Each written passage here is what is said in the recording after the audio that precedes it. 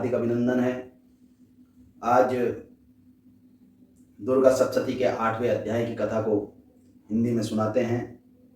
सर्वप्रथम ध्यान करते हैं। मैं अणिमा आदि सिद्धियों, अणिमा महिमा ललिमा गरिमा प्राप्य प्राकम्य इसित्व और वसित्व की रश्मियों से युक्त भवानी का ध्यान करता हूँ।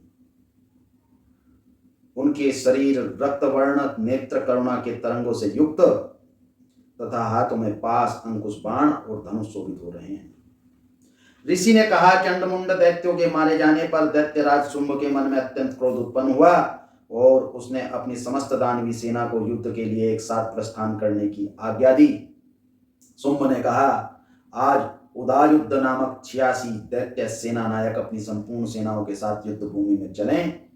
कंबु नाम वाले दानवों के 84 सेनापति अपनी वाहनी के साथ युद्ध स्थल में जाएं।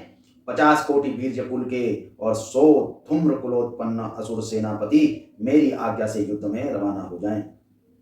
कालक, दोहर्द, मौर्य और कालकई दैत्य भी युद्ध के लिए मेरी आज्ञा से तुरंत तैयार होकर समर भूमि में चला दें। क्रूर शासक असुरपति शुंभ इस प्रकार सबको आदेश देकर स्वयं सहस्त्रों बड़े बड़े सैन्य दल के साथ युद्ध के लिए रवाना हुआ। उसकी विशाल सेना को अपनी ओर बढ़ते देखकर देवी चंडिका ने धनुष की टंकार से पृथ्वी और आकाश को गुंजायमान कर दिया। तत्पश्चात देवी के वाहन सिंह ने भी भयंकर शब्द से दहाड़ना प्रारंभ किया। फिर तो अंबिका ने घंटे के घोर रव से उस ध्वनि की और भी बाधित कर दिया।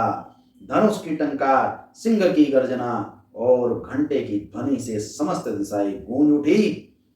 उस भीषण शब्द से काली ने अपने विकट मुख को और भी विस्तृत कर लिया तथा इस प्रकार से मैं विजयिनी बनी। उस भीषण नाद को सुनकर आसुरी सेनाओं ने चंडिका, काली तथा सिंह को क्रोधपूर्वक चतुर्दिक से घेर लिया।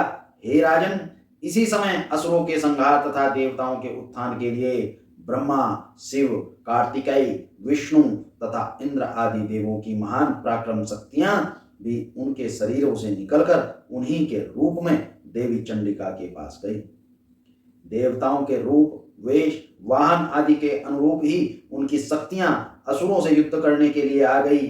सर्वप्रथम हंस की सवारी पर बैठी हुई अक्षसूत्र और कमंडल से सुशोभित ब्रह्मा जी की शक्ति प्रकट हुई, जिसे ब्रह्माणी कहा जाता है। महादेव जी की शक्ति बैल पर आरूढ़ होकर हाथों में श्रेष्ठ त्रिशूल धारण कर शेषनाग का कंकण पहने मस्तक में चंद्र रेखा से सज्जित हो वहां आ गई।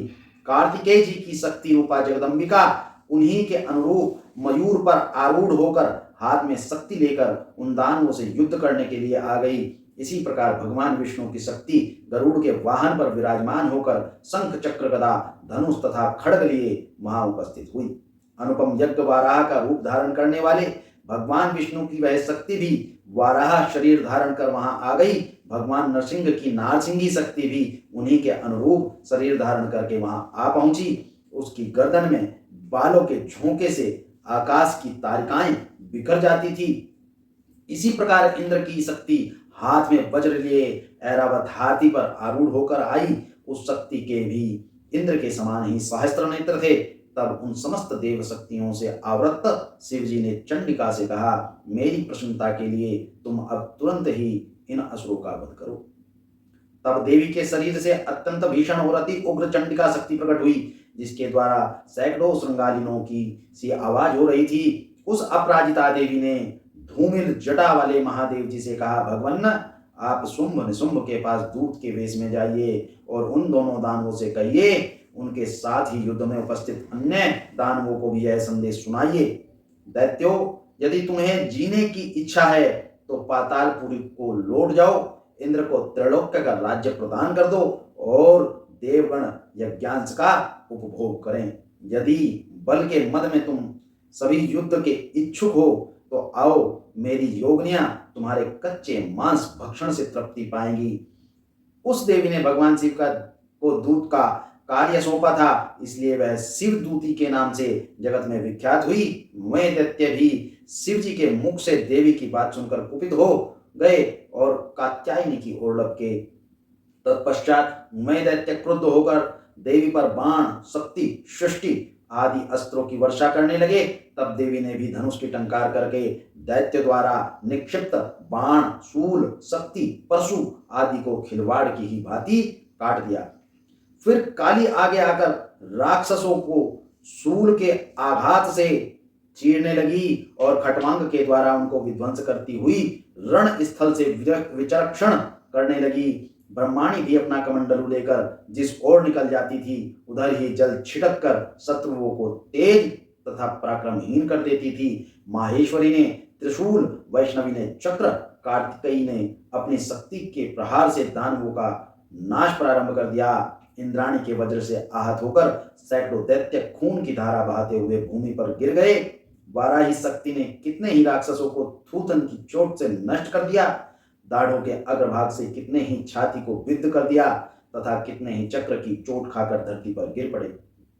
नारसिंगी भी कितने ही दैत्यों को अपने नाखूनों से फाड़कर खा जाती और सिंहनाद करके संपूर्ण दिशाओं को गुंजाती हुई रणभूमि में विचरण करने लगी। कितने ही राक्षस गण शिवदूती के प्रबल अट्टहास से भयभीत होकर रणभूमि पर लौटने लगे। उनके गिरते ही शिवदूती उन्हें अपना भक्ष्य बना लेती थी।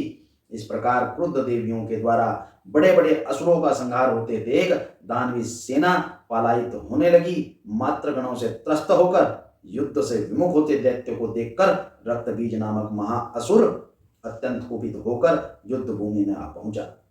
उसके शरीर से खून की बूंद टपकते ही उसी के आकार का दूसरा दैत्य उत्पन्न हो जाता था। महादैत्य रक्तबीज हाथ में गदा लेकर इंद्र शक्ति के साथ युद्ध करने लगा। तब इंद्री अपने वज्र के प्रहार से उसे आहत कर देती थी।